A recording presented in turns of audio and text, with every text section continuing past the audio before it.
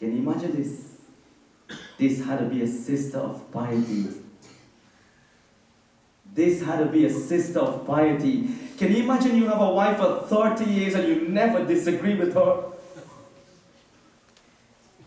Wallahi, for 13 hours, some men is like, home office, take her home back. She is, I don't like it. Subhanallah.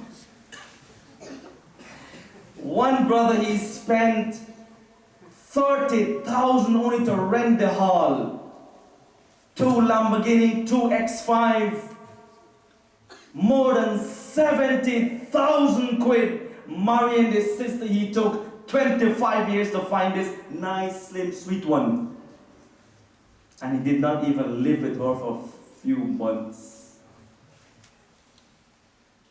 Anything that begins upon badness will end in badness. Why do you want to spend 70,000 pounds on a wedding? Why are you so good?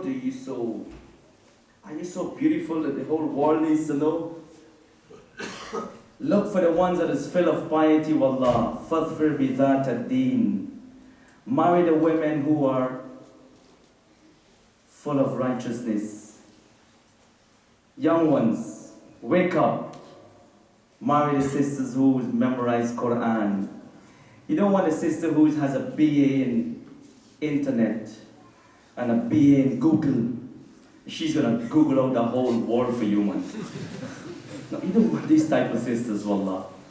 You don't want a sister that when you say, shall I take you off, then he's like, you have to get a stool as well because the shoe is so high. No, you need a stool to go up there and go, shall I take you down? No, you don't want these type, wallah. You want a woman that full of wisdom, khawf of Allah, raja. She doesn't sing hoo.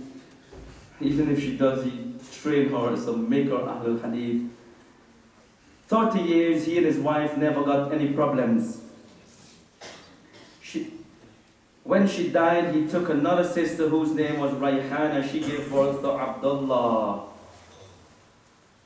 So Abdullah was his second son. The first one was Saleh. And then Rayhana now gave birth to Abdullah, and then he took his kunya from this one. He loved Abdullah tremendously. When he took Rayhana was a one-eyed cousin. She came into the house and she said to her, what do you reckon? After the marriage, of course. He goes, I like everything about you. But you know that shoes, there's something, the companions never had shoes like this. It was too extravagant. Too much money. She left the house, sold the shoe, and came back with an old pair of shoes. She goes, what do you reckon? He goes, I reckon you're from the people of Jannah. Simple, wallah. Some scholars say that he married Rayhana during the time of the first wife. When his wife Abdullah died, he bought a slave girl whose name was Hisn. Her name was Husn, and she gave birth to...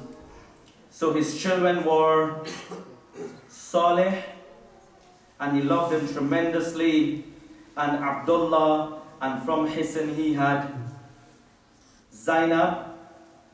Then she got twins, and he named them Hassan wal Hussein. Then a few days after, both of them died. Then she got a fourth kid, and he named this one Hassan again. Then she got a next one, 5. Then he named him, Muhammad. Then after that, she gave birth to Sa'id. How many children so far? 8, 2 died. His quest for knowledge. Imam Ahmad desire for knowledge was apart from his early days, like we said. He chose the men of Ahadith and he adopted their methods. He also studied the Islamic jurisprudence. He began studying Ahadith at the age of 16. He always wished that he had begun his studies early on, but his mother would prevent him. She really loved him. Journeys in that he had no father to overlook him, so she wanted him to mature a bit before going out into the world. His journeys, he began his journeys in 186. He traveled to Basra, Hijaz, Yemen and Kufa. Imam Ahmad traveled to al-Basra 5 times, where he would sometimes remain for 6 months at a time. So every time he goes there, he would stay for like 5, 6, 7 months, then he comes back. He also made 5 journeys to al-Hijaz, the first of which was in 187 AH. During this visit, he met Imam al-Shafi'i, and he learned the Islamic jurisprudence from Imam al-Shafi'i. He said, I performed Hajj 5 times, 3 times on feet. Today the Hajj is of different magnitude. You do not even sweat sometimes in Hajj. It's modern Hajj. And then sooner or later they add in escalators, making it so simple for the people. On feet he made Hajj.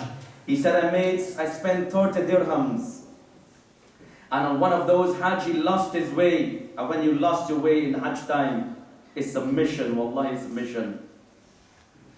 And during this journey he suffered from illness, discomfort, poverty, his supplies running out while he was on the road, and he found employment with some guys who were carrying baggages because he doesn't want to give up. So he would carry the baggages and get some fulus, get some money, and he comes back. And when he arrived in Sana'a, he met Abdil-Azeez, who tried to help him, but he says to him, no, I'm okay, I'm good. He did not. He wanted to feel the hardship. He wanted to feel the hardship.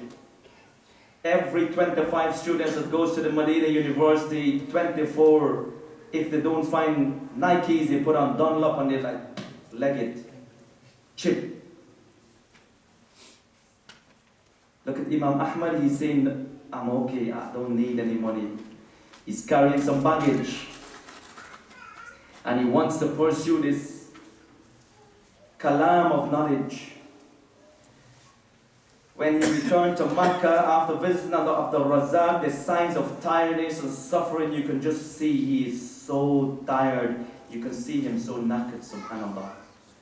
He just looks so worn out. He's like, oh, where have you been? Hushaym ibn Bashir bin Abi Khazim, he spent 4 years with him. So every one of those companions and the imams, they would make mulazama. Mulazama means you have to find someone of knowledge and you make mulazama, you stay with him. You cannot go and buy a book and you sit home and you say, yeah, me, Malana G now. Mufti Saab. Too many ruwaybada. Call us to the hell, to the gates of Jahannam. Read a few books. Appear on the television, then you become a sheikh. No, this is how the people, this is the perception of the people today. The A'imma and the companions and the Tabi'un and the Tabi'in, Imam Ahmad Ibn Hanbal, Imam al-Bukhari, every one of the scholars, mulazama. So he spent 4 years with Hushaym bin Bashir. And Hushaym himself acquired knowledge from some of the Tabi'un, like Amir ibn Dinar and al-Zuhri. Imam al-Shafi'i used to deliver his lectures in the sacred mosque in Mecca. So he spent times with Imam al-Shafi'i in Mecca. Ibn al-Jawzi mentioned in his book that's called Manaqib al-Imam Ahmad, he says the mashayikh of Imam Ahmad total more than 100. His scholars had great respect and esteem for him. Imam al-Shafi'i said Imam al-Shafi'i, when speaking about Imam Ahmad, he says Ahmad Ibn Hanbal is Imam in 8 different fields. He says Imam Ahmad Ibn Hanbal is an Imam in Arabic language and Hadith, Islamic jurisprudence, Qur'an, poetry, asceticism, piety, and in Sunnah.